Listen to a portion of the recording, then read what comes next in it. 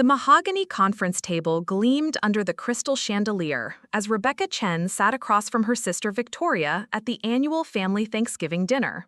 What started as casual conversation about career updates would soon become the moment that shattered Rebecca's confidence and set in motion a chain of events that would completely transform both their professional lives. The words Victoria spoke that evening would haunt Rebecca for months, but they would also become the catalyst for the most extraordinary career transformation anyone in their family could have imagined. Before we jump back in, tell us where you're tuning in from, and if this story touches you, make sure you're subscribed, because tomorrow I've saved something extra special for you. Rebecca had always lived in the shadow of her older sister's achievements. While Victoria climbed the corporate ladder at prestigious investment firms Sterling & Associates in downtown Chicago, Rebecca worked as a community outreach coordinator for Riverside Community Development Corporation, a nonprofit organization dedicated to revitalizing underserved neighborhoods in the South Side. The contrast between their career paths had become a source of family tension that reached its breaking point during that fateful November evening. Victoria adjusted her designer blazer and fixed Rebecca with the condescending smile she had perfected during her 5 years as a senior analyst at Sterling & Associates. The investment firm occupied 3 floors of a gleaming skyscraper in Chicago's financial district, where Victoria managed portfolios worth millions of dollars for high-net-worth clients. Her corner office overlooked Lake Michigan, and her annual salary exceeded what Rebecca earned in 3 years combined. Rebecca, meanwhile, spent her days in a converted warehouse space that housed Riverside Community Development Corporation. The organization had been founded in 1987 by a group of local activists who believed that sustainable neighborhood improvement required genuine community involvement rather than top-down development projects. When Rebecca joined the organization 4 years earlier, fresh out of graduate school with a master's degree in urban planning, she had been drawn to their grassroots approach and commitment to authentic community engagement. The nonprofit's mission was to facilitate resident-led initiatives that addressed housing quality, economic development, and social services in neighborhoods that had been systematically disinvested by both public and private sectors. Rebecca's role involved working directly with community members to identify priorities, develop project proposals, and secure funding from foundations, government agencies, and socially conscious businesses. Over the past 4 years, Rebecca had developed a reputation for her ability to bridge the gap between community needs and institutional resources. She understood that successful neighborhood development required more than just financial investment. It demanded deep relationships with residents, cultural sensitivity, and long-term commitment to supporting local leadership. Her approach had resulted in several successful initiatives that had garnered attention from urban planning professionals throughout the Midwest. The Harrison Heights Housing Rehabilitation Project had been Rebecca's most visible success. Working with longtime residents of a historically Black neighborhood that had experienced decades of disinvestment, she had facilitated the development of a resident-owned cooperative that renovated abandoned properties and created affordable homeownership opportunities. The project had not only improved housing quality, but had also created local jobs and strengthened community social networks. The success of Harrison Heights had led to invitations for Rebecca to present her community engagement methodology at urban planning conferences in Detroit, Milwaukee, and Cleveland.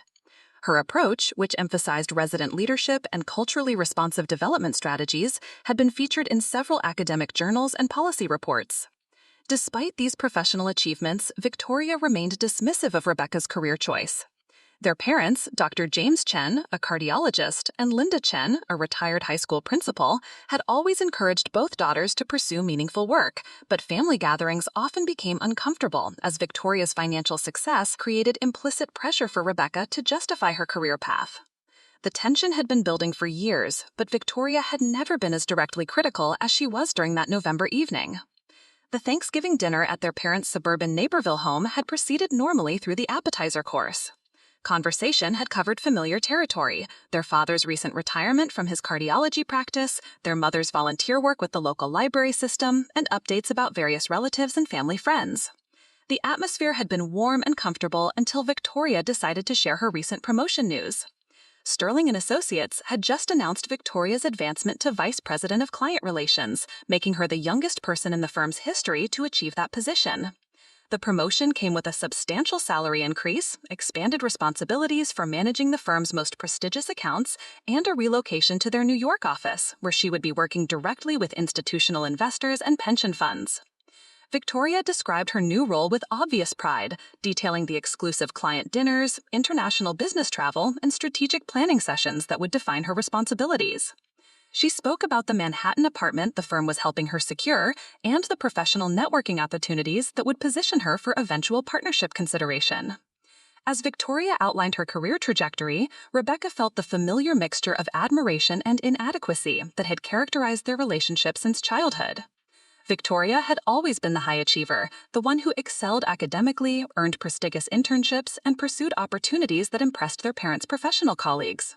Rebecca's path had been different, driven by social justice concerns and community commitment rather than financial advancement. When their mother asked Rebecca to share updates about her own work, the conversation took a turn that would change everything. Rebecca described her current project, a collaborative effort with 3 Southside neighborhoods to develop a community-controlled land trust that would preserve affordable housing and support local businesses.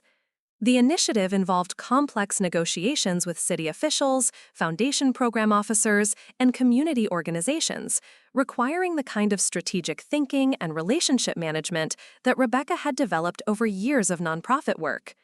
Victoria listened with an expression that grew increasingly skeptical as Rebecca explained the intricacies of community land trust development. When Rebecca finished describing the project's potential impact on housing affordability and economic development, Victoria leaned back in her chair and delivered the assessment that would become the turning point in both their careers. Victoria's voice carried the professional authority she had cultivated during her years in investment banking as she looked directly at Rebecca and spoke words that would haunt her for months to come. She told Rebecca that while her community work was admirable as a hobby, it was time to face reality about career advancement and financial security. According to Victoria, nonprofit work was a dead-end path that would never provide the kind of stability or respect that came with serious professional achievement. Victoria continued her critique by suggesting that Rebecca's focus on community development demonstrated a lack of ambition and business acumen that would prevent her from ever achieving meaningful success. She claimed that working with low-income communities might feel personally satisfying, but it would never lead to the kind of influence or impact that came with managing real resources in the private sector. Most devastating of all, Victoria suggested that Rebecca's career choice reflected an unwillingness to compete in environments where results were measured by concrete outcomes rather than good intentions. She recommended that Rebecca consider transitioning to corporate social responsibility roles within established companies, where she could apply her community engagement experience while earning a respectable salary and building toward actual advancement opportunities. The words stung not just because of their dismissive tone, but because they echoed doubts that Rebecca had occasionally entertained about her own career trajectory. Working in nonprofit community development often meant accepting lower compensation, uncertain funding, and limited recognition from mainstream professional circles. Victoria's critique touched on insecurities that Rebecca had worked hard to suppress through focus on mission-driven work and community impact. As Victoria elaborated on her assessment of Rebecca's professional limitations, their parents attempted to redirect the conversation toward less contentious topics. However, the damage had been done. Rebecca sat quietly through the remainder of dinner, nodding politely as Victoria described her upcoming move to New York and the networking opportunities that awaited her in Sterling & Associates' Manhattan office. The drive back to her apartment in Logan Square gave Rebecca time to process the evening's events and the emotions they had triggered. Victoria's words had been carefully chosen to highlight everything that Rebecca's career lacked when measured against conventional standards of professional success. The critique had been delivered with the confidence of someone who believed that financial achievement and corporate advancement were the only meaningful measures of career value. Rebecca's apartment reflected her commitment to community engagement and social justice values. The walls displayed photographs from neighborhood organizing campaigns, affordable housing development projects, and community celebration events. Her bookshelves contained volumes on urban planning theory, community organizing methodology, and social movement history. The space embodied her dedication to work that prioritized social impact over personal advancement. That night, Rebecca lay awake, replaying Victoria's words and questioning choices she had made with confidence for years. Had she been naive to prioritize community engagement over financial security? Was Victoria right that nonprofit work would never lead to genuine influence or respect?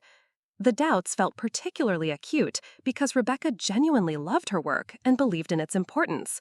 But Victoria's success made it difficult to ignore the material advantages that came with corporate career paths. The following Monday brought Rebecca back to Riverside Community Development Corporation with renewed focus on the Community Land Trust project that had been dismissed so casually during Thanksgiving dinner. The initiative represented everything that made Rebecca's work meaningful: complex problem solving, authentic community partnership, and the potential for systemic change that could improve lives for generations.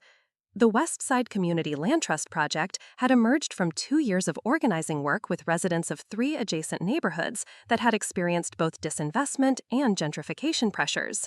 Community members had identified affordable housing preservation as their top priority, but traditional approaches had failed to address the root causes of displacement and economic instability. Rebecca had worked with community leaders to research land trust models from other cities and adapt them to the specific needs and preferences of Westside residents. The proposed structure would remove land from the speculative market while ensuring community control over development decisions and long-term affordability. Implementation required navigating complex legal frameworks, securing patient capital from socially responsible investors, and building political support from city officials who were often skeptical of community-controlled development approaches.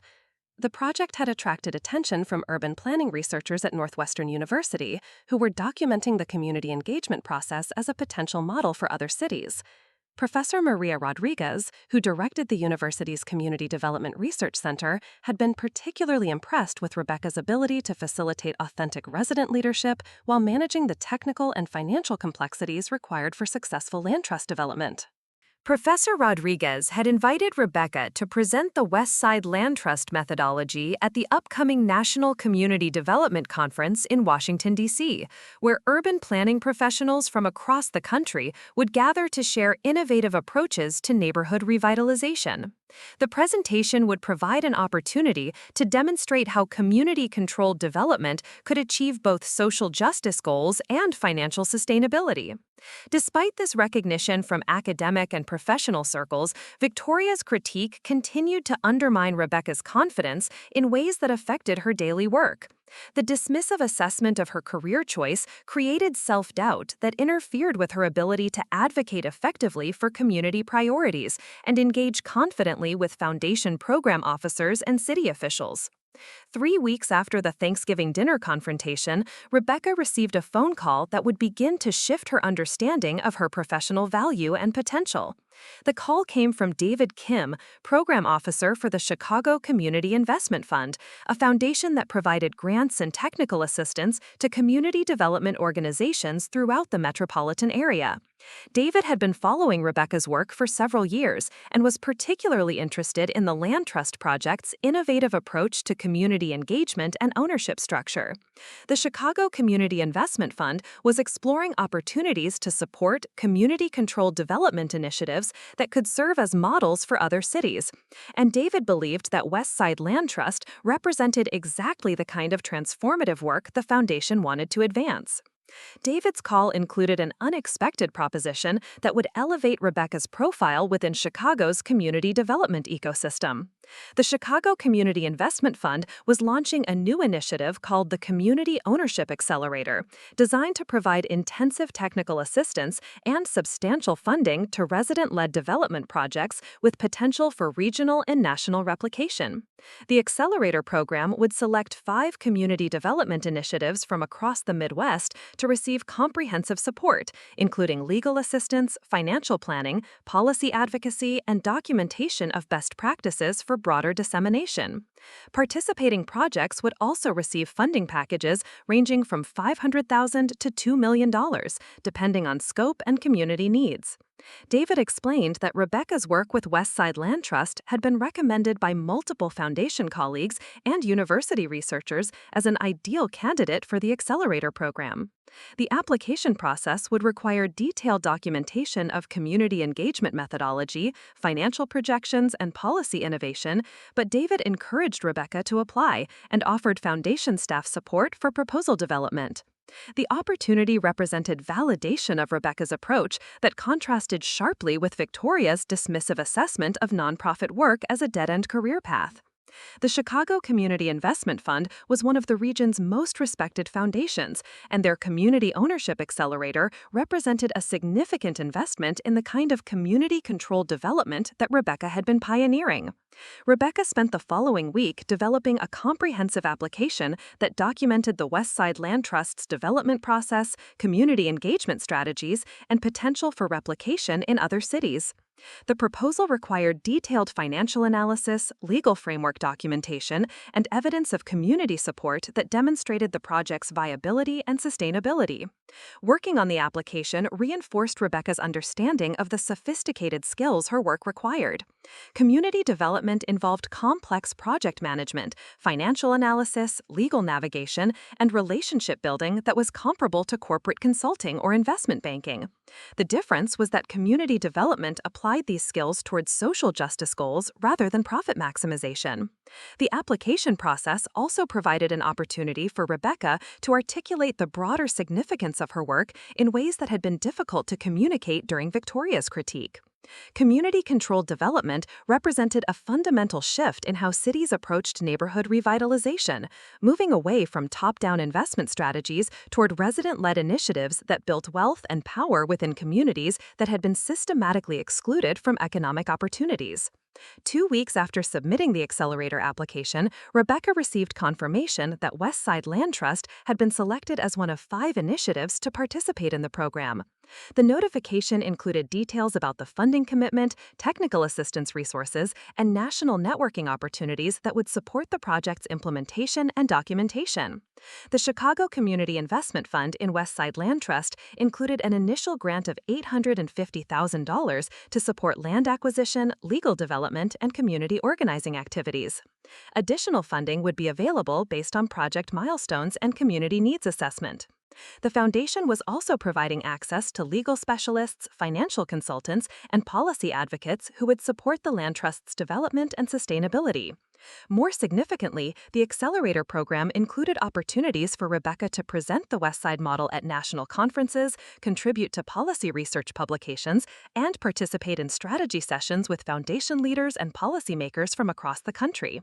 These opportunities would position Rebecca as a thought leader in community development and provide platforms for influencing policy discussions at state and federal levels.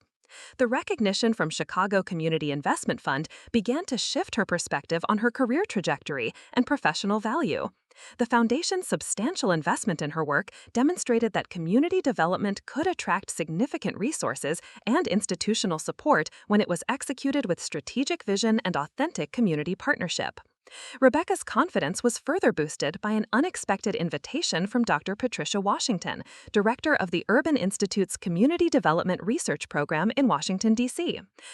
Washington had learned about the Westside Land Trust through foundation networks and was interested in featuring the project as a case study in an upcoming book about innovative approaches to community-controlled development. The Urban Institute was one of the country's most influential policy research organizations, and their publications shaped discussions among foundation leaders, government officials, and academic researchers. Dr. Washington's interest in documenting the Westside model suggested that Rebecca's work was gaining attention at the highest levels of policy and research communities. Dr. Washington's research team wanted to conduct a comprehensive analysis of the Westside Land Trust's development process, community engagement methodology, and potential for policy replication. The case study would include interviews with community leaders, analysis of financial structures, and documentation of lessons learned that could inform similar initiatives in other cities.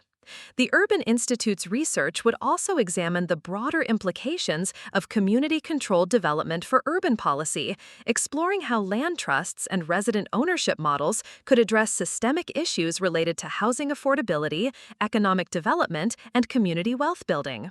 Rebecca's work would be positioned within larger discussions about community ownership, cooperative economics, and alternatives to market-driven development approaches.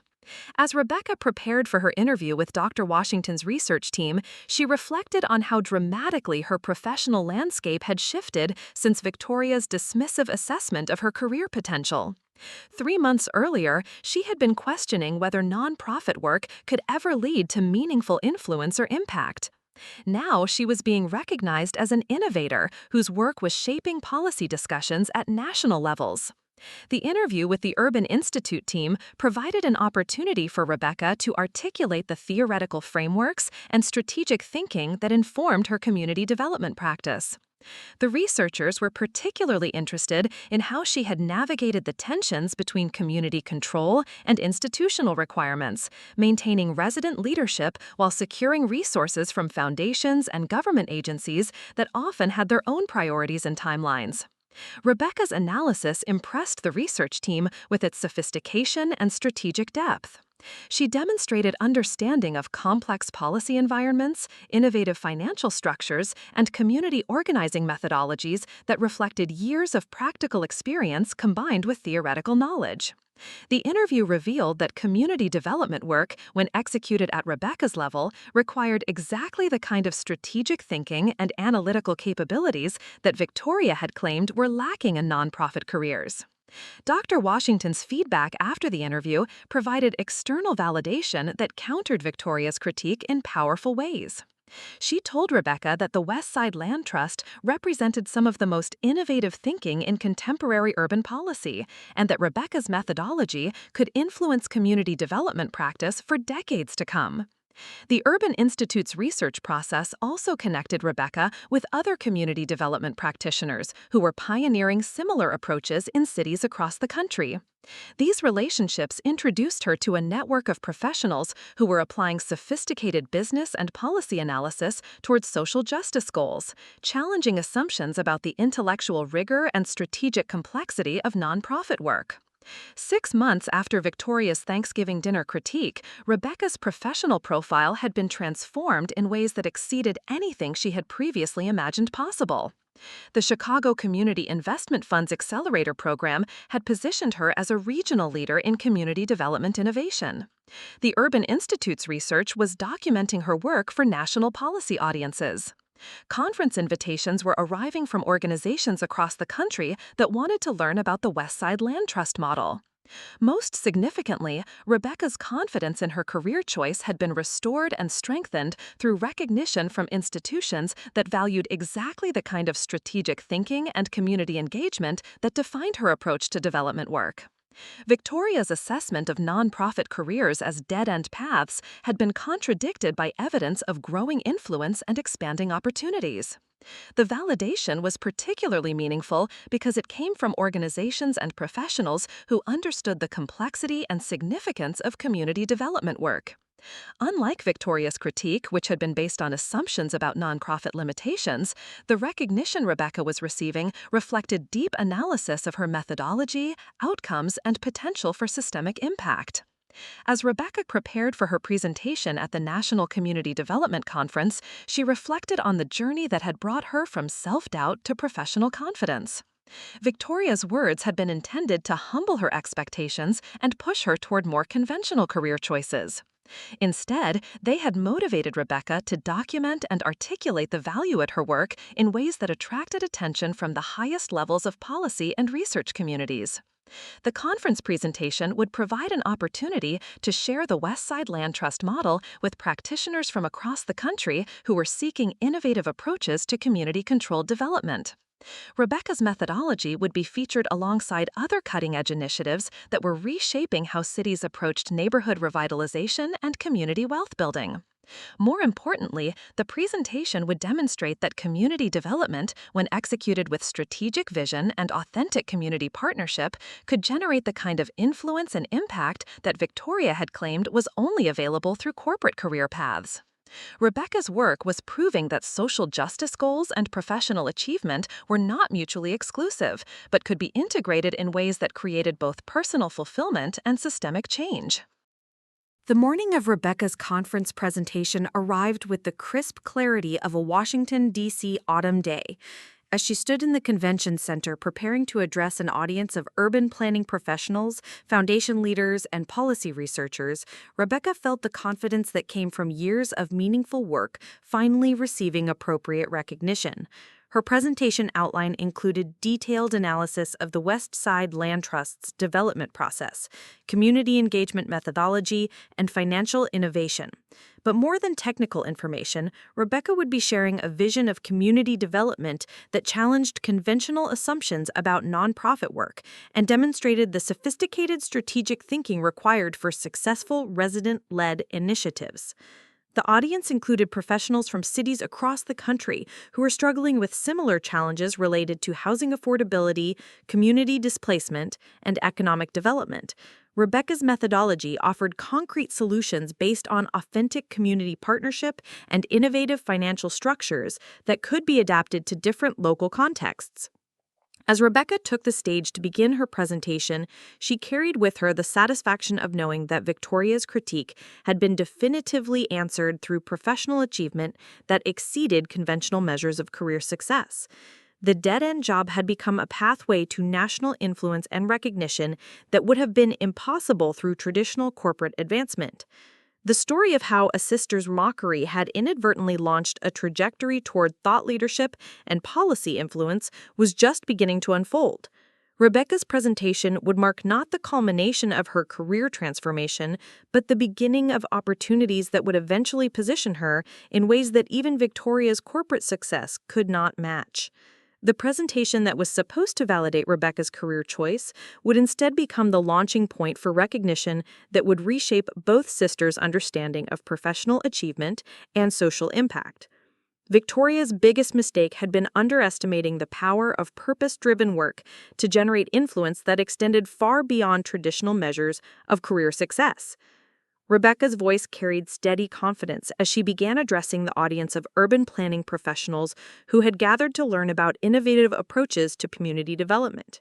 The presentation would prove that some career paths created value that could not be measured by conventional corporate standards, but could generate influence that exceeded anything available through traditional advancement hierarchies. The woman whose work had been dismissed as a dead-end job was about to demonstrate that authentic community engagement could open doors to opportunities that Victoria's corporate success had never imagined possible. The mockery that was intended to humble Rebecca's expectations had instead unleashed potential that would eventually position her as a leader whose influence extended far beyond anything either sister had previously conceived. Rebecca's opening remarks to the National Community Development Conference audience established the theoretical framework that had guided the West Side Land Trust's development. She explained how community-controlled development represented a fundamental shift from top-down investment approaches toward resident-led initiatives that built wealth and power within neighborhoods that had been systematically excluded from economic opportunities. The audience of urban planning professionals, foundation program officers, and policy researchers listened with growing interest as Rebecca described the methodology that had enabled authentic community partnership while navigating complex legal and financial requirements. Her presentation demonstrated the sophisticated strategic thinking required to balance community priorities with institutional expectations and regulatory frameworks. Rebecca's analysis impressed the audience not just with its practical insights, but with its theoretical sophistication and policy implications. She was articulating a vision of community development that could influence urban policy at local, state, and federal levels, while providing concrete tools that practitioners could adapt to their own contexts and community needs. The question and answer session following Rebecca's presentation revealed the extent to which her work was resonating with professionals who were seeking alternatives to conventional development approaches.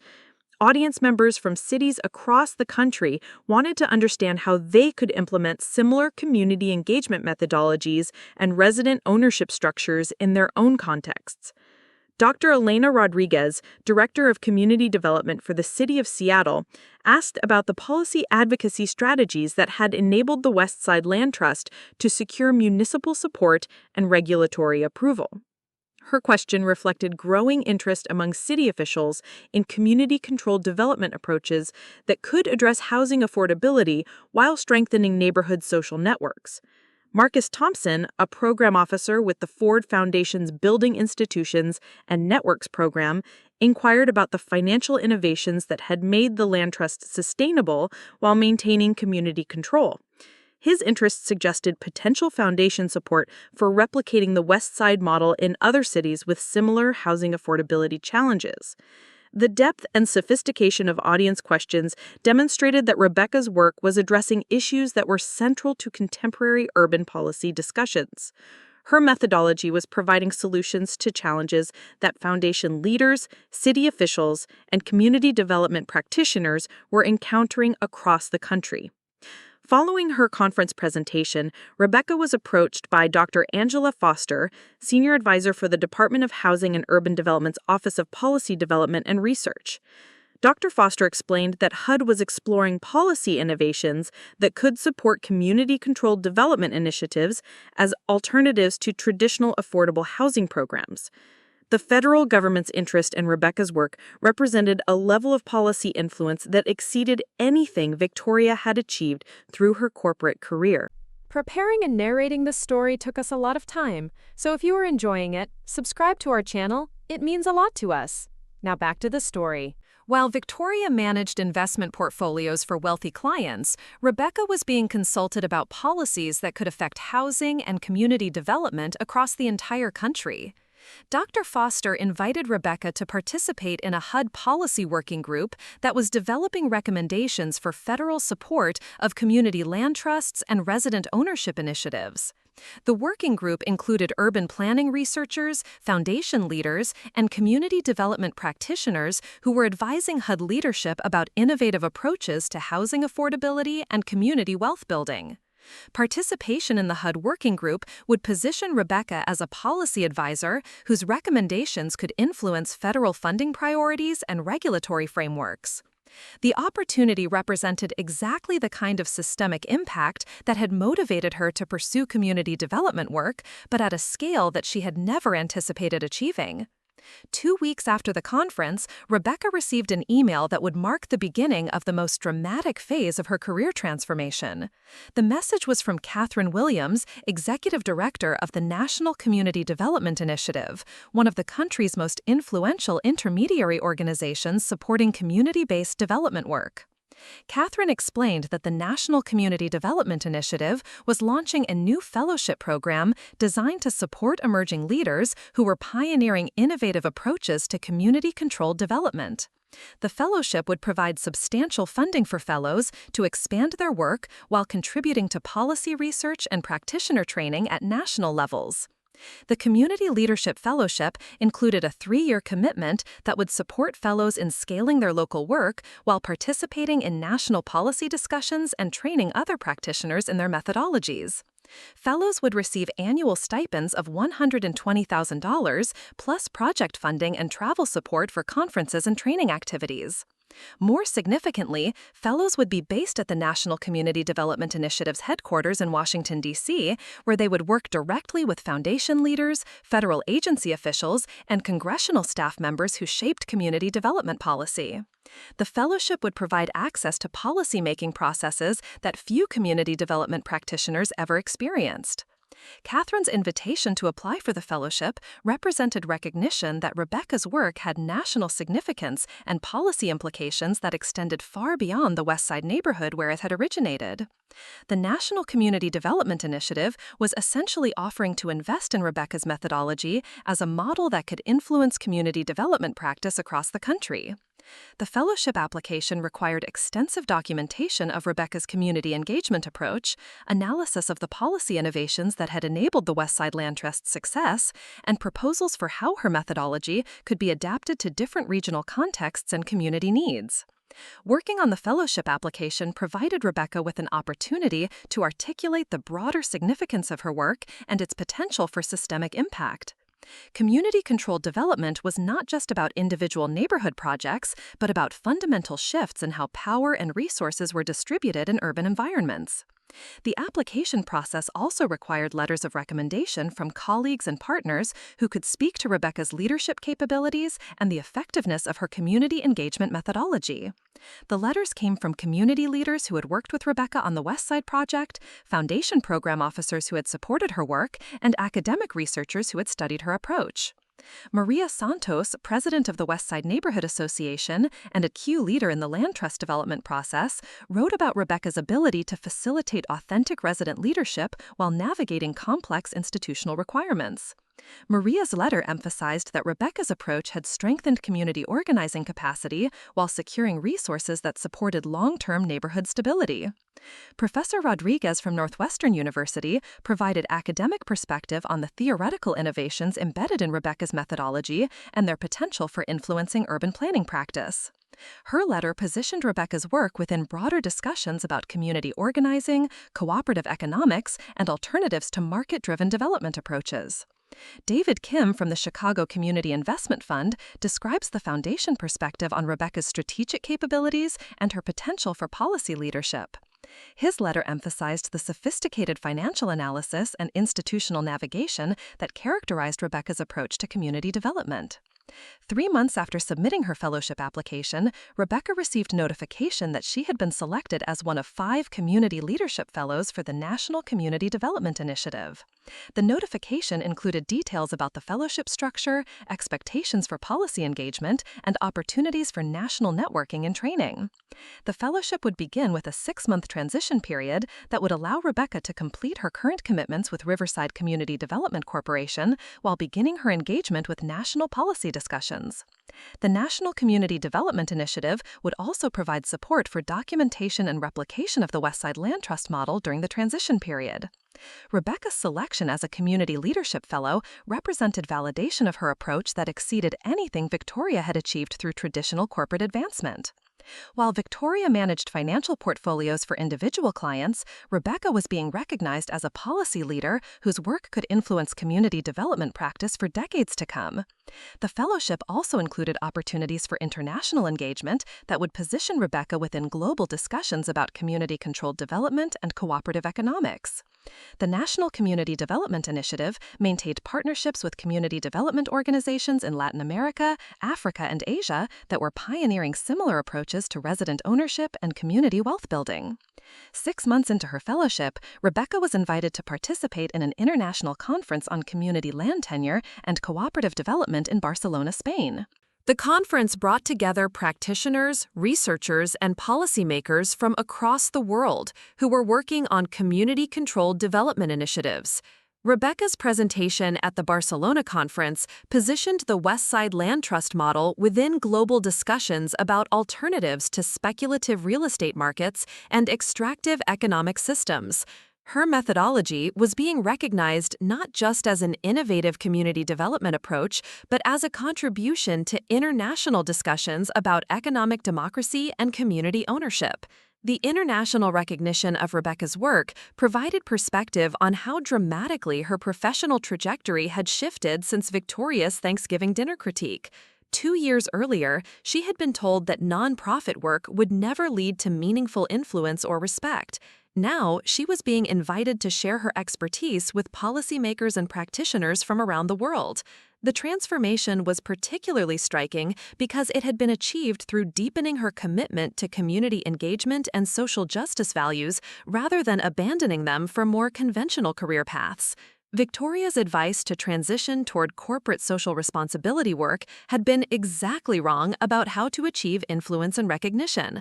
Rebecca's fellowship work was also creating opportunities for media attention that elevated her profile beyond professional and academic circles.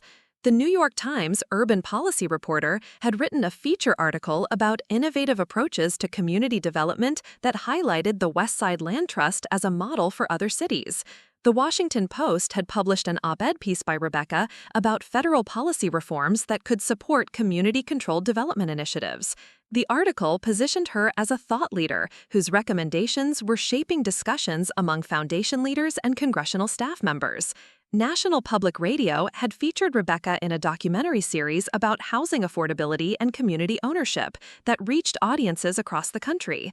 The radio interviews provided platforms for explaining how community development work required sophisticated strategic thinking and policy analysis that contradicted stereotypes about nonprofit careers. Media attention was particularly meaningful because it demonstrated that Rebecca's work was resonating with general audiences who were interested in solutions to housing affordability and community economic development. Her expertise was being sought not just by professional colleagues, but by journalists and policymakers who wanted to understand alternatives to conventional development approaches. 1 year into her fellowship, Rebecca received an invitation that would mark the culmination of her career transformation and provide the perfect response to Victoria's original critique. The invitation came from Robert Harrison, chairman of Sterling & Associates, the same investment firm where Victoria worked as vice president of client relations. Robert explained that Sterling & Associates was exploring opportunities to establish a social impact investment division that would direct capital toward community development initiatives with both social and financial returns. The firm was seeking an experienced community development professional to serve as chairman of the new division and guide its strategic development. The position would involve overseeing investment decisions for a fund that would initially be capitalized at $50 million, with potential growth to over $200 million based on performance and investor interest. The chairman role would include responsibility for identifying investment opportunities, conducting due diligence, and managing relationships with community development organizations and social impact investors. Robert's invitation represented recognition that Rebecca's expertise in community development was valuable to the private sector in ways that Victoria had never imagined possible. Sterling & Associates was essentially asking Rebecca to lead their expansion into a field where her knowledge and relationships provided competitive advantages that traditional investment professionals lacked. The irony was almost too perfect to believe. Victoria had dismissed Rebecca's nonprofit career as a dead-end path that would never lead to respect or influence within serious business environments. Now, Victoria's own firm was recognizing Rebecca as the expert they needed to guide their entry into social impact investing. The chairman position at Sterling & Associates would provide Rebecca with resources to scale community development work in ways that had never been possible through traditional nonprofit funding. A $50 million investment fund could support dozens of community land trusts, cooperative businesses, and resident ownership initiatives across the country. More significantly, the position would demonstrate that community development expertise could command respect and authority within elite financial institutions when it was properly understood and valued. Rebecca's nonprofit experience was being recognized as sophisticated strategic preparation rather than career limitation. Robert's invitation included a comprehensive compensation package that exceeded Victoria's current salary, while providing equity participation in the social impact division's growth. The financial terms reflected genuine recognition of her value rather than charitable support for community development work. The position would also include authority to hire staff, establish investment criteria, and develop partnerships with foundations, government agencies, and community development organizations. Rebecca would essentially have the freedom to apply her community engagement methodology within a private sector context that provided substantially greater resources. During her meeting with Robert Harrison to discuss the chairman position, Rebecca learned details about how her reputation had reached Sterling & Associates leadership. The firm's senior partners had been following discussions about social impact investing within their professional networks and had repeatedly encountered references to Rebecca's work and policy expertise. The Urban Institute's case study of the Westside Land Trust had been particularly influential in demonstrating the financial sophistication and strategic thinking that characterized Rebecca's approach to community development. Foundation colleagues had recommended Rebecca as someone who understood both community organizing and investment analysis. Robert's due diligence had included conversations with foundation leaders, HUD officials, and community development practitioners who had worked with Rebecca during her fellowship. The consistent feedback was that she combined authentic community engagement with financial analysis and policy navigation that few professionals could match. Sterling & Associates was also responding to growing client interest in social impact investing that aligned financial returns with social and environmental outcomes. High net worth individuals and institutional investors were increasingly seeking investment opportunities that reflected their values while generating competitive returns. The community development sector represented an emerging asset class that could provide attractive returns while addressing housing affordability, economic development, and community wealth building. Rebecca's expertise would position Sterling Associates to compete effectively in this growing market, while ensuring that investments genuinely supported community priorities. Robert's offer included provisions that addressed Rebecca's concerns about maintaining community accountability and social impact focus within a private sector context. The Social Impact Division would be structured as a benefit corporation, with legal obligations to balance profit with social and environmental considerations. Investment decisions would require community input and approval processes that ensured resident priorities were centered, rather than subordinated to financial returns. Rebecca would have authority to establish accountability mechanisms that prevented the kind of extractive development that community land trusts had been designed to resist.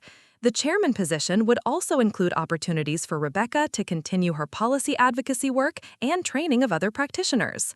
Sterling and Associates understood that her ongoing engagement with community development networks would enhance their credibility and deal flow within the social impact investing sector.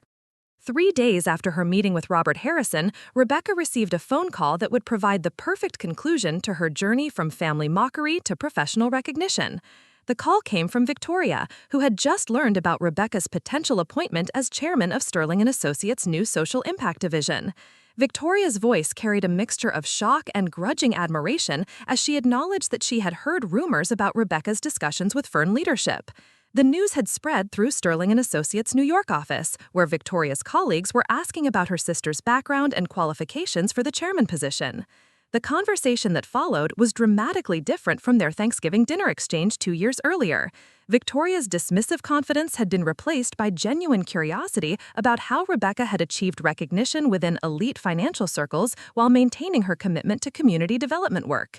Rebecca explained her fellowship experience, the policy influence she had developed, and the expertise that Sterling and Associates was seeking for their social impact investing initiative. Victoria listened without interrupting, apparently struggling to reconcile her previous assessment of nonprofit limitations with evidence of Rebecca's growing influence and opportunities. The phone call concluded with Victoria's acknowledgement that she had been wrong about the potential for community development work to generate respect and influence within business environments. Her advice to abandon nonprofit work for corporate social responsibility roles had been based on assumptions that had proven incorrect. Victoria's recognition of her mistake provided personal vindication that complemented the professional validation Rebecca had received from foundation leaders, policymakers, and now investment firm leadership. The sister who had mocked her dead-end job was now witnessing Rebecca's appointment to a chairman position within Victoria's own firm. 2 weeks later, Rebecca accepted Sterling and Associates' offer to serve as chairman of their social impact division. The appointment was announced in industry publications that positioned her as a leader in the emerging field. Rebecca's first day as chairman of Sterling and Associates' social impact division began with a corner office on the 32nd floor that overlooked the Chicago River and Grant Park. The space had been completely renovated to reflect the division's unique mission, with conference tables made from reclaimed wood, artwork from local community artists, and bookshelves filled with volumes on cooperative economics, community development theory, and social enterprise management. The contrast with her former workspace at Riverside Community Development Corporation was striking, but Rebecca had insisted that the office design reflect the values and aesthetic sensibilities of the communities her division would serve. Every detail had been carefully chosen to communicate that this was not traditional investment banking, but a hybrid approach that honored both financial rigor and community accountability. Her assistant, Thomas Martinez, had been hired specifically for his background in nonprofit administration and foundation relations. Unlike traditional investment firm support staff, Thomas understood the language and culture of community development organizations and could facilitate communications that respected both sectors' operational styles and priorities. The Social Impact Division's initial team included 5 investment professionals who had been recruited from a combination of traditional finance backgrounds and community development experience. Rebecca had personally interviewed each team member to ensure they understood that successful social impact investing required genuine commitment to community priorities rather than superficial attention to social responsibility metrics. Maya Patel, the division's director of community engagement, had previously managed foundation grant programs for affordable housing development. Her role involved maintaining relationships with community development organizations and ensuring that investment decisions genuinely reflected resident priorities and leadership. Carlos Rodriguez, senior analyst for cooperative enterprises, brought experience from both microfinance and community loan fund management. His expertise in alternative ownership structures and community-controlled businesses would be essential for identifying investment opportunities that aligned with social justice values while generating sustainable returns. Dr. Jennifer Kim, research director, had completed her doctorate in urban planning with a dissertation on community land trusts and cooperative development. Her academic background provided theoretical framework for analyzing social impact investments and documenting their effectiveness for both community outcomes and investor returns. The team's diversity of backgrounds reflected Rebecca's understanding that effective social impact investing required integration of financial analysis, community organizing knowledge, policy expertise, and cultural competence. Traditional investment professionals often lacked the relationships and understanding necessary for authentic community partnership. Sterling and Associates had allocated $50 million for the Social Impact Division's initial fund, with commitments from high-net-worth clients who wanted investment opportunities that reflected their values while generating competitive returns. The firm's senior partners had been surprised by the level of client interest in social impact investing, particularly among younger inheritors of family wealth who prioritized environmental and social considerations. Rebecca's first strategic priority involved establishing investment criteria that would ensure genuine community benefit while maintaining fiduciary responsibility to investors. The criteria needed to address both financial sustainability and social impact metrics in ways that prevented greenwashing while supporting authentic community development initiatives. The investment committee included representatives from community development organizations alongside traditional financial professionals. This structure ensured that investment decisions would be evaluated by people who understood community priorities and could identify projects that genuinely supported resident leadership and wealth building. Community accountability mechanisms included requirements for resident participation in project governance, transparent reporting about social outcomes, and profit-sharing arrangements that ensured investment returns supported ongoing community development rather than extracting wealth from neighborhoods that had experienced systematic disinvestment. Rebecca's methodology for evaluating potential investments drew directly from her experience with the Westside Land Trust and other community-controlled development initiatives. She understood that sustainable social impact required authentic community partnership, innovative financing structures, and long-term commitment to supporting resident leadership and ownership. The division's first investment opportunity came through Rebecca's network of community development colleagues who had learned about Sterling and Associates' new social impact focus. The opportunity involved a cooperative grocery store in Detroit's Corktown neighborhood that needed expansion capital to serve growing demand from both longtime residents and newcomers attracted by the area's revitalization. Green City Cooperative had been founded 5 years earlier by a group of residents who wanted to address food access issues while keeping grocery dollars within the neighborhood economy. The store was jointly owned by community members who had purchased cooperative shares and participated in governance decisions about product selection, pricing, and community programming. The cooperative's financial performance had exceeded projections, with steady revenue growth and strong community support demonstrated through consistent volunteer participation and share purchases. However, expansion required capital investment that was beyond the reach of traditional community lending sources, but too small for conventional commercial development financing. Rebecca's analysis of Green City Cooperative revealed exactly the kind of community-controlled enterprise that social impact investing could support effectively. The business model prioritized community ownership and democratic governance while achieving financial sustainability that could provide competitive returns to outside investors.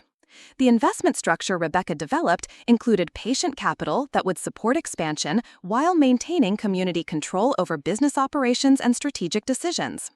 Sterling and Associates would provide debt financing with below-market interest rates offset by equity participation that would increase based on the cooperative's financial performance and community impact metrics. Community impact would be measured through metrics including job creation for neighborhood residents, increases in healthy food access, participation in cooperative governance, and contributions to other community development initiatives. These social outcomes would be weighted equally with financial returns in evaluating the investment's success. The Green City Cooperative investment also included technical assistance support that would help the business develop systems for tracking both financial and social outcomes. Rebecca's team would provide expertise in cooperative governance, financial management, and strategic planning while respecting the community's decision-making authority and cultural priorities. Sterling and Associates Investment Committee approved the Green City Cooperative proposal after extensive due diligence that included site visits, community leader interviews, and analysis of both financial projections and social impact potential. The approval process demonstrated that rigorous investment analysis could accommodate community development principles when properly structured and evaluated. News of the investment spread quickly through Detroit's community development networks and attracted attention from cooperative development organizations in other cities. The Green City model represented exactly the kind of community-controlled enterprise that could benefit from patient capital and technical assistance while maintaining democratic governance and community ownership.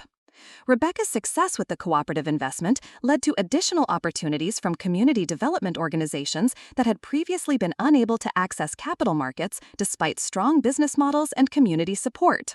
Social impact investing was filling a gap between traditional philanthropy and conventional commercial financing that had limited community development options. The second major investment involved a community land trust in Milwaukee that needed acquisition financing for properties that were threatened by speculative development. The River West Community Land Trust had been organizing for 3 years to preserve affordable housing while preventing displacement of longtime residents. The land trust model removed properties from speculative markets while ensuring permanent affordability and community control over development decisions. However, the organization needed substantial capital to compete with private developers who were dragging up property values and displacing residents through renovation and rent increases. Rebecca's investment structure provided acquisition financing that would enable the land trust to purchase properties while maintaining community ownership and affordable housing preservation. The financing terms included patient capital with repayment schedules that aligned with the land trust's capacity to generate revenue through affordable housing development and community programming. The River West investment also included funding for resident leadership development and community organizing that would strengthen the land trust's capacity for democratic governance and strategic planning. Rebecca understood that sustainable community development required ongoing investment in leadership capacity and community organizing infrastructure. Sterling and Associates' involvement in community land trust development attracted attention from foundation partners who were seeking innovative financing mechanisms for affordable housing preservation. The Social Impact Division was demonstrating that private capital could support community development when investment structures prioritized social outcomes alongside financial returns. Within 6 months of the division's launch, Rebecca had closed 4 investments totaling $12 million in cooperative enterprises, community land trusts, and worker-owned businesses. Each investment included community accountability mechanisms and social impact metrics that ensured genuine community benefit while providing competitive returns to Sterling and Associates clients. The portfolio's performance exceeded projections for both financial returns and social impact outcomes. Community partners reported increased capacity for democratic governance, expanded access to affordable housing and healthy food, and strengthened local economies that kept wealth within neighborhoods rather than extracting it for outside investors. Foundation colleagues who had followed Rebecca's career transformation were impressed by her ability to maintain community development principles while operating within private sector constraints. She had successfully bridged community organizing and investment banking in ways that challenged assumptions about both sectors' limitations and possibilities. Media attention to Sterling and Associates' Social Impact Division positioned Rebecca as a thought leader in the emerging field of community development finance. Business publications highlighted her innovative investment structures, while community development magazines featured her approach as a model for accessing private capital without compromising community control. The Wall Street Journal published a profile of Rebecca that described her journey from nonprofit community organizer to investment firm chairman as evidence of growing opportunities for social impact careers that combined financial expertise with social justice commitments. The article positioned her story within broader trends toward impact investing and socially responsible business practices. Harvard Business School invited Rebecca to serve as a guest lecturer for their course on social enterprise and impact investing. Her lectures drew standing room-only audiences of students who were interested in careers that integrated business skills with social change objectives. The invitation to Harvard represented recognition within elite business education that community development expertise provided valuable perspective for understanding market opportunities and social impact measurement. Rebecca's background was being valued rather than dismissed within environments that Victoria had claimed would never respect nonprofit experience. Speaking engagements at business schools and professional conferences provided platforms for Rebecca to articulate the theoretical frameworks and practical innovations that characterize effective social impact investing. Her presentations challenged assumptions about community development capabilities while demonstrating sophisticated financial analysis and strategic thinking. Academic recognition complemented the practical success of Sterling & Associates' social impact portfolio. Rebecca was proving that community development principles could enhance rather than compromise investment performance when properly understood and implemented. The Federal Reserve Bank of Chicago invited Rebecca to contribute to a research publication about innovative approaches to community development finance. Her chapter would analyze the role of impact investing in supporting community-controlled enterprises and resident ownership initiatives. Federal Reserve attention represented policy recognition that Rebecca's work had systemic implications for financial services regulation and community development funding. Her innovations were being studied as potential models for broader financial sector engagement with community development objectives. 1 year after accepting the chairman position, Rebecca received an invitation that would provide the ultimate vindication of her career journey and response to Victoria's original mockery. The invitation came from the Clinton Global Initiative, which was organizing a panel discussion about innovative approaches to economic inequality and community wealth building. The Clinton Global Initiative represented one of the most prestigious platforms for discussing social and economic policy at national and international levels. Former presidents, foundation leaders, business executives, and policymakers gathered annually to examine solutions to global challenges, including poverty, economic inequality, and sustainable development. Rebecca's invitation to participate as a panelist alongside former Treasury Secretary Robert Rubin, Ford Foundation President Darren Walker, and Goldman Sachs partner Dina Powell reflected recognition that her work had achieved national significance and policy influence that exceeded conventional measures of professional success. The panel topic, Community Ownership and Wealth Building, New Models for Economic Democracy, positioned Rebecca's expertise within broader discussions about alternatives to extractive economic systems and market-driven inequality. Her practical experience with community land trusts, cooperative enterprises, and social impact investing provided concrete examples of policy innovations that could address systemic economic problems. Preparation for the Clinton Global Initiative panel required Rebecca to articulate the broader implications of her community development work for economic policy and wealth inequality. Her methodology was being recognized not just as innovative community development practice, but as a contribution to national discussions about economic democracy and community ownership. The panel discussion would reach audiences including congressional staff members, foundation leaders, and international development organizations that were seeking alternatives to conventional economic development approaches. Rebecca's expertise would influence policy discussions that extended far beyond community development into broader economic and social policy domains. Victoria's attendance at the Clinton Global Initiative as part of Sterling & Associates' delegation would provide the perfect conclusion to the story that had begun with her dismissive assessment of Rebecca's career potential. The sister who had mocked nonprofit work as a dead-end path would witness Rebecca's recognition as a policy leader whose influence exceeded anything Victoria had achieved through traditional corporate advancement. The morning of the Clinton Global Initiative panel found Rebecca in the green room of the Jacob Javits Convention Center, preparing to address an audience that included some of the most influential policymakers and business leaders in the country. The conversation would demonstrate that community development expertise could command respect and attention within elite policy circles when properly articulated and understood. Rebecca's opening remarks positioned community-controlled development within historical context of cooperative economics and democratic participation in economic decision-making. She explained how contemporary initiatives like community land trusts, worker cooperatives, represented evolution of organizing traditions that had been marginalized by conventional economic development approaches. The audience responded with sophisticated questions about policy reforms that could support community ownership initiatives and the potential for scaling resident-controlled development approaches. Rebecca's answers demonstrated both theoretical understanding and practical experience that impressed panelists and audience members who were seeking concrete solutions to economic inequality. Former Treasury Secretary Rubin's questions focused on the financial innovations that enabled community development organizations to access private capital while maintaining democratic governance and community accountability. Rebecca's analysis revealed sophisticated understanding of financial markets and investment structures that challenged assumptions about nonprofit sector capabilities.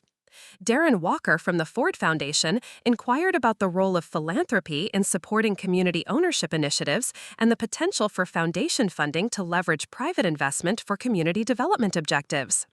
Rebecca's response outlined strategies for aligning foundation priorities with community development goals while ensuring resident leadership and democratic participation.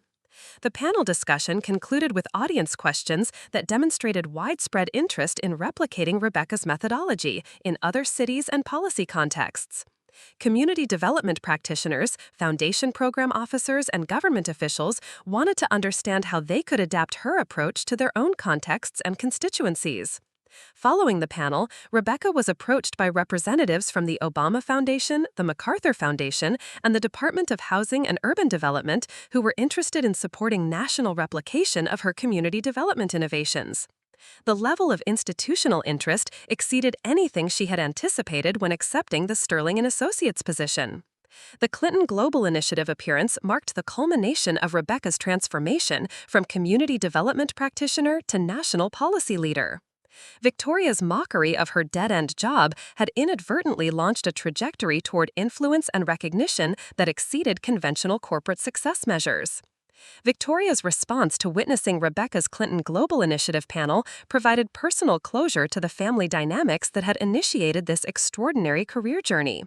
After the panel, Victoria approached Rebecca with genuine admiration and acknowledgement that her previous assessment had been fundamentally wrong about the potential for community development work to generate influence and respect. The conversation between the sisters was dramatically different from their Thanksgiving dinner exchange 3 years earlier. Victoria's dismissive confidence had been replaced by curiosity about how Rebecca had achieved policy influence while maintaining commitment to social justice values that had initially motivated her nonprofit career choice. Rebecca explained that authentic community development required exactly the strategic thinking, financial analysis, and relationship management capabilities that Victoria associated with successful business careers. The difference was that community development applied these skills towards social justice objectives rather than profit maximization for wealthy clients. Victoria's acknowledgement of her mistake represented more than personal vindication for Rebecca. It demonstrated that conventional assumptions about nonprofit limitations often reflected misunderstanding rather than accurate assessment of community development sector capabilities and potential for influence. The sisters' reconciliation concluded with Victoria's recognition that Rebecca had achieved something that traditional corporate success could not provide: alignment between personal values and professional achievement that created both individual fulfillment and systemic social impact. 2 weeks after the Clinton Global Initiative panel, Rebecca received a phone call that would establish her as one of the most influential community development leaders of her generation. The call came from James Chen, no relation despite sharing her surname, who served as director of the MacArthur Foundation's inaugural Community Ownership Initiative. The MacArthur Foundation was launching a $100 million initiative to support community ownership and cooperative development initiatives across the United States. The initiative would provide both grant funding and patient capital for community land trusts, worker cooperatives, and resident-owned enterprises that demonstrated potential for national replication. James explained that the MacArthur Foundation had been following Rebecca's work since her fellowship with the National Community Development Initiative and had been particularly impressed with her ability to scale community development through social impact investing while maintaining authentic community accountability and democratic governance. The foundation was seeking a national director for the Community Ownership Initiative who could guide strategic investment decisions, provide technical assistance to community development organizations, and contribute to policy advocacy that would support community ownership approaches at federal and state levels. The position would include authority to direct foundation investments, hire staff, and establish partnerships with other foundations, government agencies, and private sector organizations that were interested in supporting community ownership initiatives. The role would essentially position Rebecca as a national leader in community development policy and practice. MacArthur Foundation's offer included compensation that exceeded her Sterling and Associates salary while providing resources to advance community development work at a scale that had never been possible through traditional foundation funding or private sector investment. The initiative represented the kind of systemic approach to community development that Rebecca had been advocating throughout her career. The opportunity also included international components that would connect Rebecca with community development organizations in Latin America, Africa, and Asia that were pioneering similar approaches to community ownership and cooperative economics. The global perspective would enhance her understanding of community development innovations while positioning her within international policy discussions about economic democracy. Rebecca's decision to accept the MacArthur Foundation position represented the completion of her journey from local community organizer to national policy leader. The dead-end job that Victoria had mocked had become the foundation for influence and recognition that exceeded anything either sister had previously imagined possible. The announcement of Rebecca's appointment as director of the MacArthur Community Ownership Initiative was covered by major business and policy publications that positioned her as a leading innovator in community development finance and cooperative economics. The coverage emphasized her unique background combining grassroots organizing, policy expertise, and private sector experience. Forbes magazine included Rebecca in their annual list of social entrepreneurs who were reshaping business approaches to social impact and community development.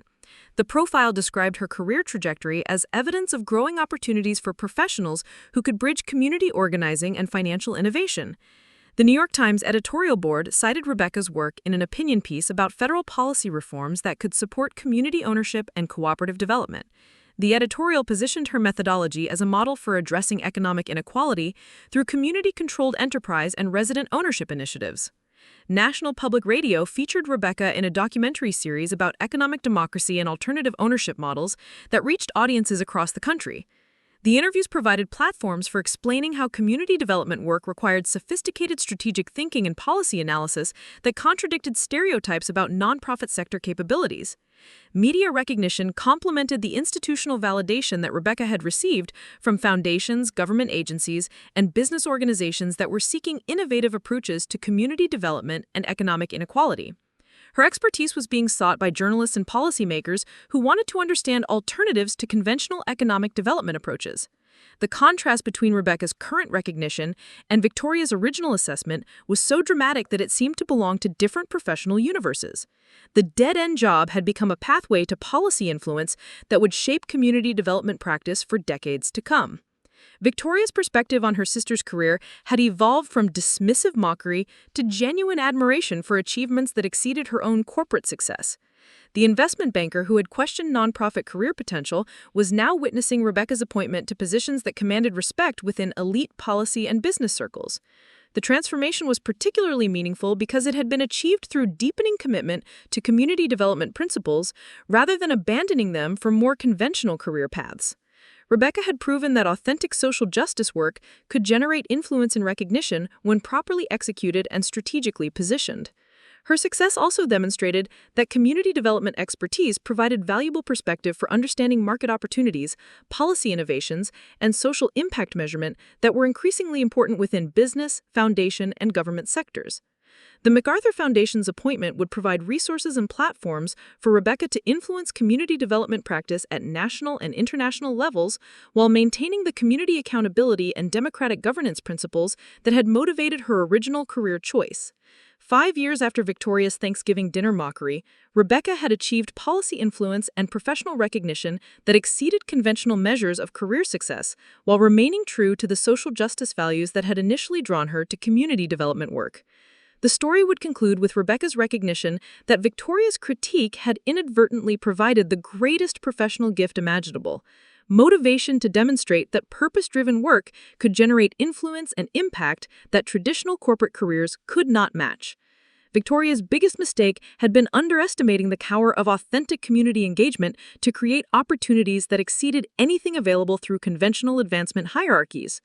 The mockery that was intended to humble Rebecca's expectations had instead unleashed potential that would eventually position her as a leader whose influence extended far beyond anything either sister had previously conceived. Rebecca's journey from community development practitioner to national policy leader would inspire other professionals who were seeking careers that integrated business skills with social justice commitments. Her story demonstrated that community development offered pathways to influence and recognition that were both personally fulfilling and systemically transformative. The dead-end job had become the beginning of advancement beyond Rebecca's most ambitious dreams, proving that sometimes the greatest opportunities emerge from the most devastating critiques when they motivate authentic excellence rather than defensive compliance with conventional expectations. Rebecca's first year as director of the MacArthur Foundation's Community Ownership Initiative exceeded even her most optimistic projections for systemic impact and national influence. The $100 million fund had supported 47 community ownership projects across 28 states, creating over 3,000 units of permanently affordable housing, establishing 31 worker cooperatives, and facilitating community control of more than 15,000 acres of land through innovative trust structures. The initiative's success had attracted additional foundation partners who were eager to support community ownership approaches that demonstrated both social impact and financial sustainability. Patagonia had partnered with the initiative to support worker cooperatives in textile manufacturing, while Ben & Jerry's had provided funding for community-controlled food production enterprises that aligned with their values-based business model. The initiative's research component had generated policy recommendations that were being considered by federal agencies, state governments, and municipal authorities across the country. Rebecca's team had documented best practices for community ownership development that were being replicated by community development organizations, foundation programs, and government initiatives seeking alternatives to conventional economic development approaches. The Department of Housing and Urban Development had incorporated community land trust development into their affordable housing strategy, providing federal funding streams that had previously been unavailable for community-controlled development initiatives. The Department of Agriculture had established a cooperative development program that supported rural community ownership projects through technical assistance and patient capital financing. State governments in California, New York, and Colorado had enacted legislation creating favorable regulatory frameworks for community land trusts and worker cooperatives, removing legal barriers that had previously limited community ownership development. Municipal authorities in dozens of cities had established community ownership programs that provided local funding and policy support for resident-controlled development initiatives. The policy influence that Rebecca had achieved through the MacArthur Initiative represented exactly the kind of systemic impact that had motivated her original commitment to community development work.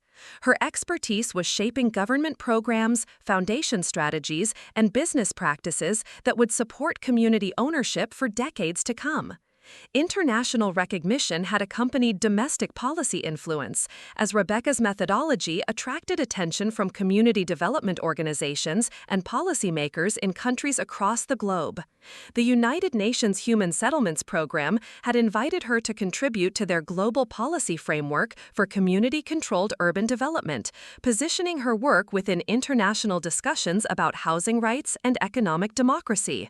The World Bank's Community-Driven Development Program had commissioned Rebecca to develop guidelines for supporting community ownership initiatives in emerging economies, recognizing that her approach could be adapted to different cultural contexts and economic systems while maintaining core principles of resident leadership and democratic governance.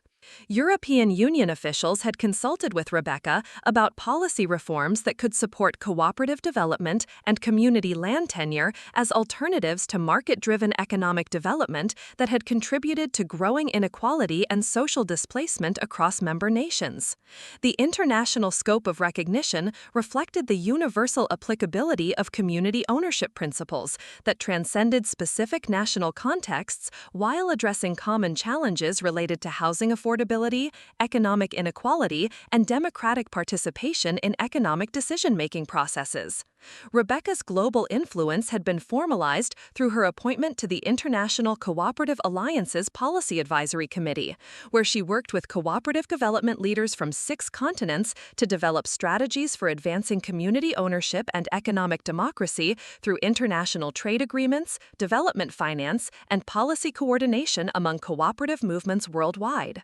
The appointment positioned Rebecca within the highest levels of international cooperative development, providing platforms for influencing global economic policy while maintaining her commitment to grassroots community organizing and resident leadership development that had characterized her approach since her early work with Riverside Community Development Corporation. Media recognition of Rebecca's achievements had evolved from occasional feature articles to regular commentary and analysis that positioned her as one of the most authoritative voices on community development policy and cooperative economics. The Harvard Business Review had published her analysis of community ownership as an emerging asset class that could provide competitive returns while addressing social and environmental challenges. The Financial Times had featured Rebecca's perspective on regulatory reforms that could support community development finance while maintaining investor protections and market stability. Her analysis demonstrated sophisticated understanding of financial markets and policy frameworks that challenged assumptions about nonprofit sector capabilities and expertise. The Atlantic Monthly had commissioned Rebecca to write a cover story about economic democracy and community ownership as alternatives to wealth concentration and corporate consolidation that had characterized recent decades of economic development. The article positioned her within broader intellectual discussions about capitalism, democracy, and economic justice. Academic recognition had accompanied media attention as universities across the country sought Rebecca's expertise for courses on social enterprise, impact investing, and community development finance. Harvard Business School had appointed her as a visiting lecturer, while the University of Chicago School of Social Service Administration offered her a joint appointment with their urban planning program. The academic appointments provided platforms for training the next generation of community development professionals while conducting research that would advance understanding of community ownership models and their potential for addressing economic inequality and social displacement. Rebecca's influence on academic curriculum development ensured that future business leaders, urban planners, and social workers would understand community development as sophisticated, strategic work that required financial analysis, policy expertise, and cultural competency, rather than simply good intentions and charitable motivations. The research component of her academic work was generating publications that would influence community development theory and practice for decades to come. Her forthcoming book, Community Ownership and Economic Democracy: Models for the 21st Century, had been accepted by Harvard University Press and was already being assigned in graduate courses across multiple disciplines. The book would establish Rebecca as a leading theorist of community development, while providing practical guidance for organizations and policymakers seeking to implement community ownership initiatives. The publication would cement her reputation as both practitioner and intellectual whose work bridged academic analysis and grassroots organizing. 2 years into her tenure with the MacArthur Foundation, Rebecca received an invitation that would represent the pinnacle of recognition for her community development expertise and policy influence. The invitation came from the White House Office of Social Innovation and Civic Participation, which was organizing a summit on economic opportunity and community wealth building. The White House Summit would bring together foundation leaders, business executives, government officials, and community development practitioners to examine federal policy reforms that could support community ownership and cooperative development as strategies for addressing economic inequality and social mobility. Rebecca's invitation to serve as a keynote speaker represented recognition at the highest levels of government that her work had national significance and policy implications that extended far beyond community development into broader economic and social policy domains. The keynote address would provide an opportunity to articulate her vision for federal policy reforms that could support community ownership while addressing concerns about economic inequality, social mobility, and democratic participation in economic decision-making processes. Preparation for the White House keynote address required Rebecca to synthesize years of community development experience, policy analysis, and strategic thinking into recommendations that could influence federal legislation and administrative priorities. Her presentation would need to balance idealistic vision with pragmatic policy proposals that could navigate complex political dynamics and competing interests. The speech outline included analysis of how community ownership models could address root causes of economic inequality while supporting business development, job creation, and community wealth building that aligned with both progressive social justice goals and conservative values of entrepreneurship and local control. Rebecca's policy recommendations included federal tax incentives for community ownership development, regulatory reforms that would facilitate cooperative business formation, and funding streams that could support community land trust development and worker cooperative technical assistance programs. The recommendations also addressed concerns about economic competitiveness and market efficiency by demonstrating how community ownership models could enhance productivity, innovation, and social stability, while providing consumer benefits and environmental improvements that market-driven development often failed to achieve. Her presentation would challenge assumptions about the relationship between community control and economic efficiency, while providing concrete examples of successful community ownership initiatives that had achieved both social impact and financial sustainability through innovative approaches to governance, financing, and strategic planning. The White House keynote address drew an audience that included cabinet secretaries, congressional staff members, foundation presidents, and business leaders who were seeking alternatives to conventional economic development approaches that had contributed to growing inequality and social fragmentation. The international scope of recognition reflected the universal applicability of community ownership principles that transcended specific national contexts while addressing common challenges related to housing affordability, economic inequality, and democratic participation in economic decision-making processes. Rebecca's global influence had been formalized through her appointment to the International Cooperative Alliance's Policy Advisory Committee, where she worked with cooperative development leaders from 6 continents to develop strategies for advancing community ownership and economic democracy through international trade agreements, development finance, and policy coordination among cooperative movements worldwide. The appointment positioned Rebecca within the highest levels of international cooperative development, providing platforms for influencing global economic policy while maintaining her commitment to grassroots community organizing and resident leadership development that had characterized her approach since her early work with Riverside Community Development Corporation. Media recognition of Rebecca's achievements had evolved from occasional feature articles to regular commentary and analysis that positioned her as one of the most authoritative voices on community development policy and cooperative economics. The Harvard Business Review had published her analysis of community ownership as an emerging asset class that could provide competitive returns while addressing social and environmental challenges. The Financial Times had featured Rebecca's perspective on regulatory reforms that could support community development finance while maintaining investor protections and market stability. Her analysis demonstrated sophisticated understanding of financial markets and policy frameworks that challenged assumptions about nonprofit sector capabilities and expertise. The Atlantic Monthly had commissioned Rebecca to write a cover story about economic democracy and community ownership as alternatives to wealth concentration and corporate consolidation that had characterized recent decades of economic development. The article positioned her within broader intellectual discussions about capitalism, democracy, and economic justice. Rebecca's opening remarks positioned community ownership within historical traditions of cooperative development and democratic participation in economic decision-making that had been marginalized by corporate consolidation and financialization, but retained relevance for addressing contemporary economic challenges. Her analysis of successful community ownership initiatives demonstrated that resident-controlled development could achieve both social justice goals and economic outcomes that benefited businesses, workers, and communities while providing models for sustainable economic development that could be replicated across different regional contexts and industry sectors. The audience responded with sophisticated questions about implementation challenges, scalability concerns, and policy frameworks that could support community ownership development while maintaining market dynamics and regulatory protections that ensured financial stability and consumer benefits. Treasury Department officials inquired about the role of federal financing programs in supporting community development finance institutions and the potential for government-sponsored enterprises to provide patient capital for community ownership initiatives that required longer-term investment horizons than conventional commercial financing could accommodate. Department of Agriculture representatives asked about rural applications of community ownership models and the potential for cooperative development to address agricultural consolidation and rural economic decline that had characterized recent decades of agricultural policy and market development.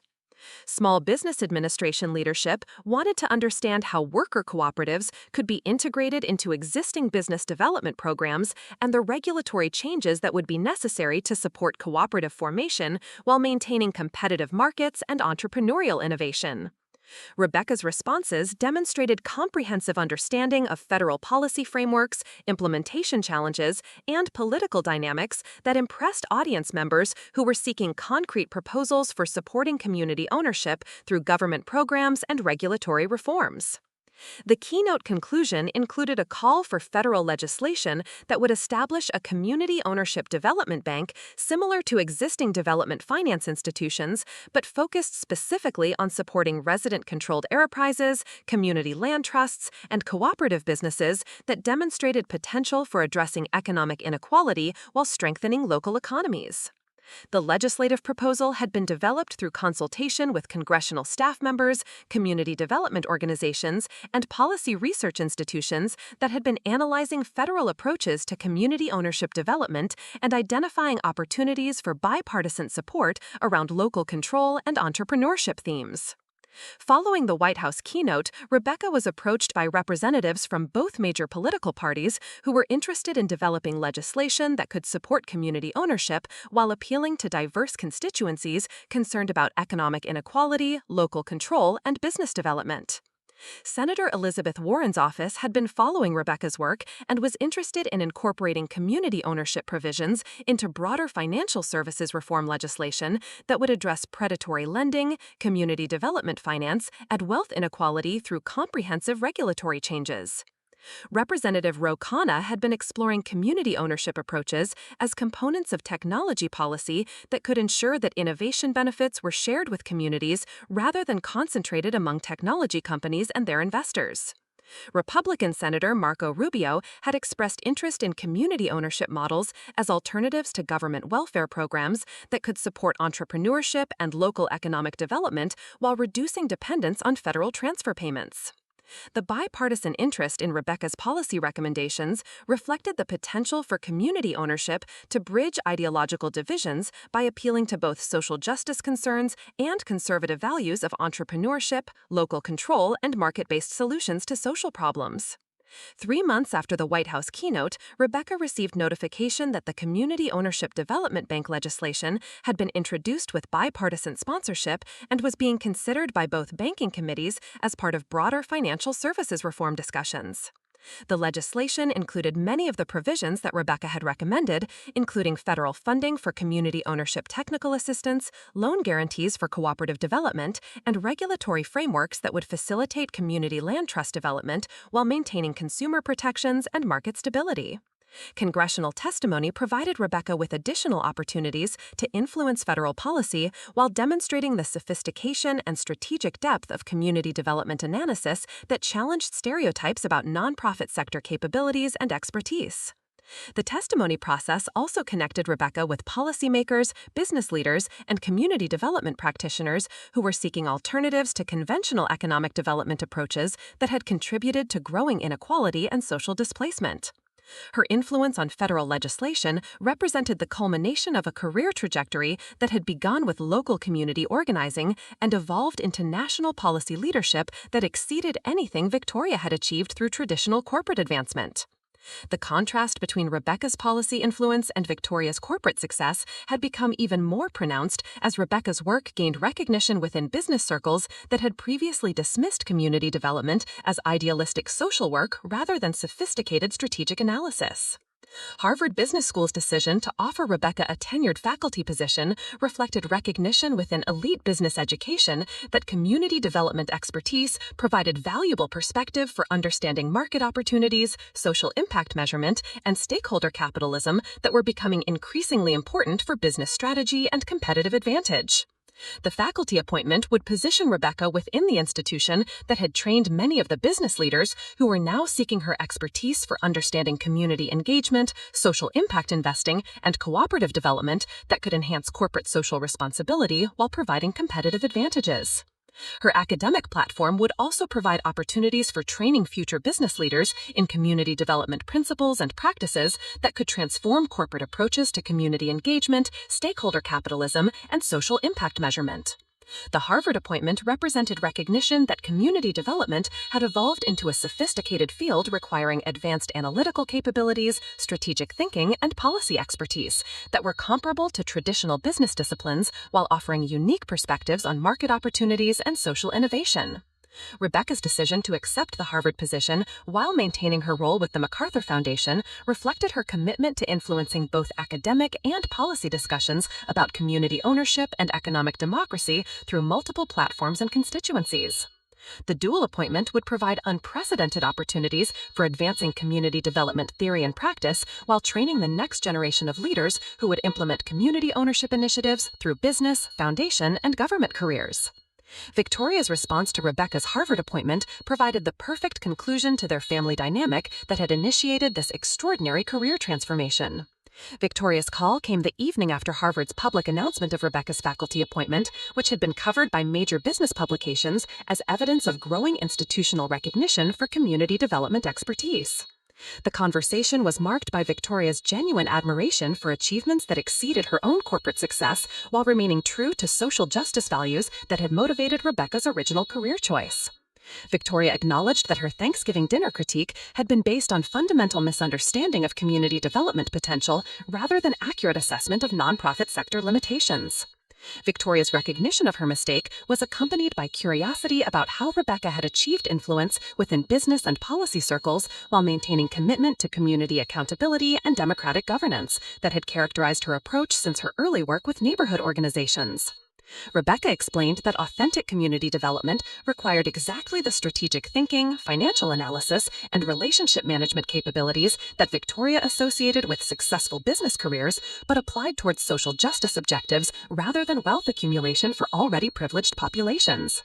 The difference was not in analytical sophistication or strategic complexity, but in values and priorities that guided application of business skills toward community empowerment rather than corporate profit maximization that often came at community expense.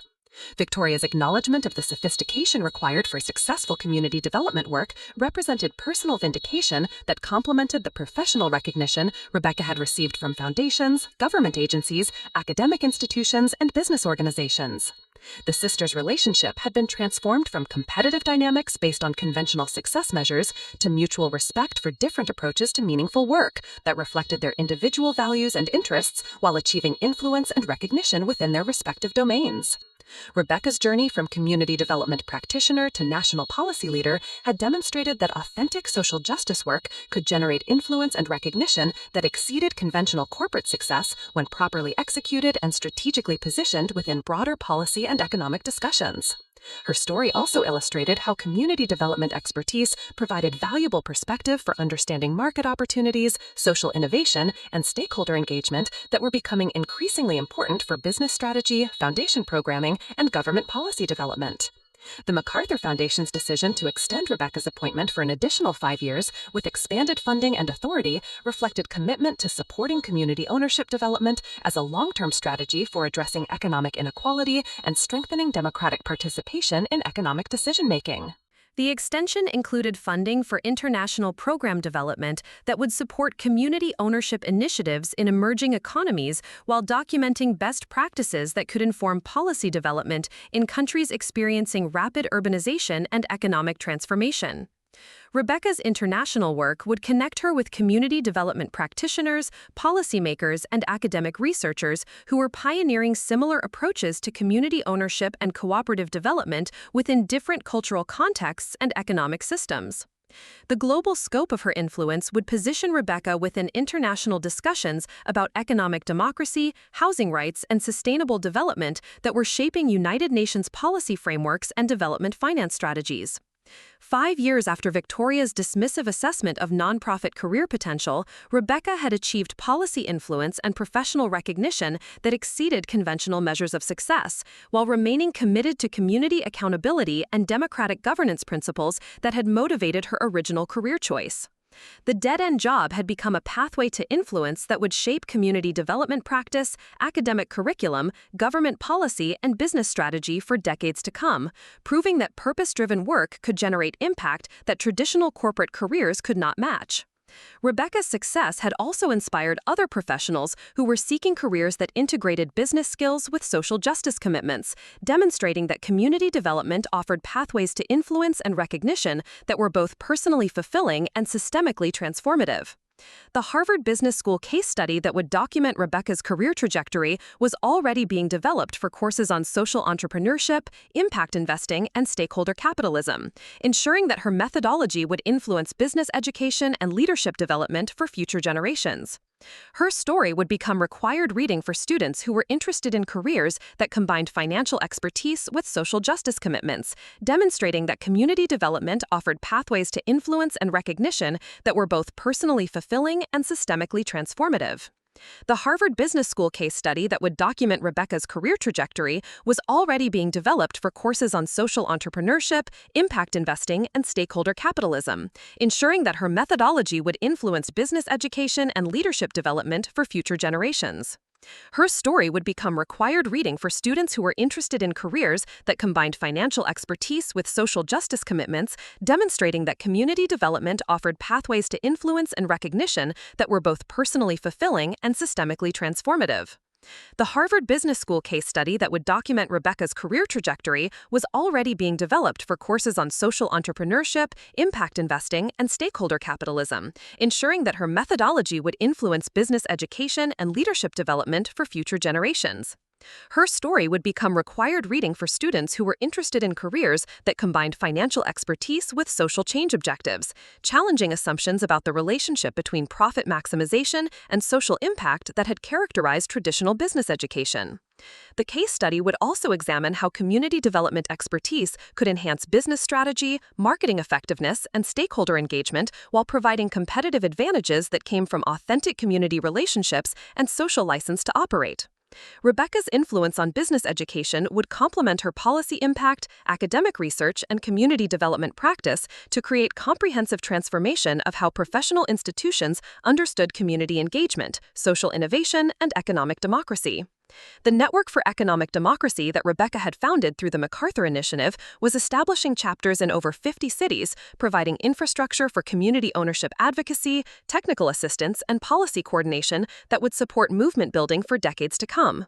The network connected community development practitioners, policy researchers, foundation program officers, and business leaders who were committed to advancing community ownership and cooperative development through their respective professional roles and organizational platforms. Annual conferences organized by the network were becoming premier venues for sharing best practices, developing policy recommendations, and building relationships among professionals who were advancing community ownership through business, foundation, academic, and government careers. The network's policy working groups were developing comprehensive legislative agendas for local, state, and federal levels that could support community ownership development while addressing concerns about economic competitiveness, regulatory complexity, and implementation challenges.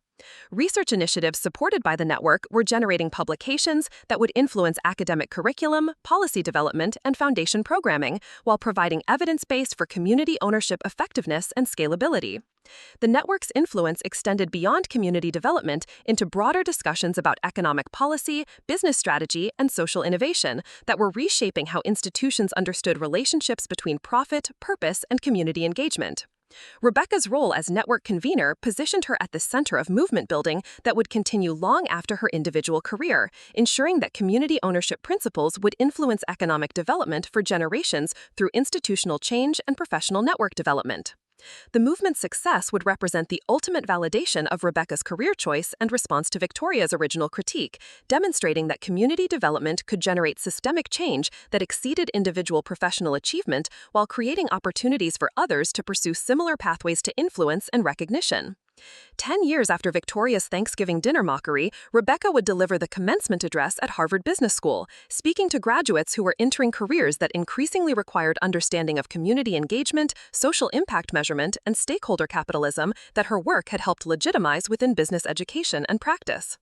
The commencement address would celebrate graduates who were choosing careers that integrated profit with purpose while challenging those entering traditional consulting and investment banking to consider how their skills could contribute to community development and social innovation rather than simply wealth concentration for already privileged populations. Rebecca's message would emphasize that business success in the 21st century would increasingly require authentic community engagement, social impact measurement, and stakeholder accountability that community development had been pioneering for decades, while business schools had focused narrowly on shareholder value maximization.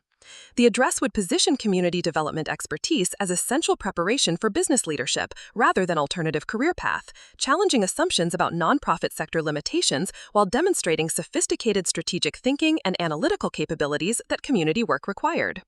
Victoria's presence in the audience as Rebecca delivered the Harvard commencement address would provide perfect symmetry to their story, demonstrating how completely their relationship and professional trajectories had been transformed through Rebecca's commitment to authentic community development work. The sister who had mocked nonprofit career potential would witness Rebecca's recognition as a thought leader whose influence extended throughout business education, policy development, and community development practice, while maintaining commitment to social justice values that had motivated her original career choice. The commencement address would mark not the culmination of Rebecca's career, but another milestone in ongoing work that would continue influencing how institutions understood community engagement, economic democracy, and social innovation for decades to come. Her story would inspire future generations of professionals who were seeking careers that combined analytical rigor with social impact, proving that purpose-driven work could generate influence and recognition that exceeded conventional measures of professional success. The dead-end job that Victoria had mocked had become the foundation for influence that would reshape business education, community development practice, government policy, and foundation programming, while demonstrating that authentic social justice work could achieve both personal fulfillment and systemic transformation. Rebecca's journey from local community organizer to national policy leader would continue inspiring professionals who were committed to advancing economic democracy and community ownership through their respective careers and organizational platforms. The Network for Economic Democracy that she had founded was expanding, providing infrastructure for movement building that would ensure community ownership principles influence economic development through professional network development and institutional change.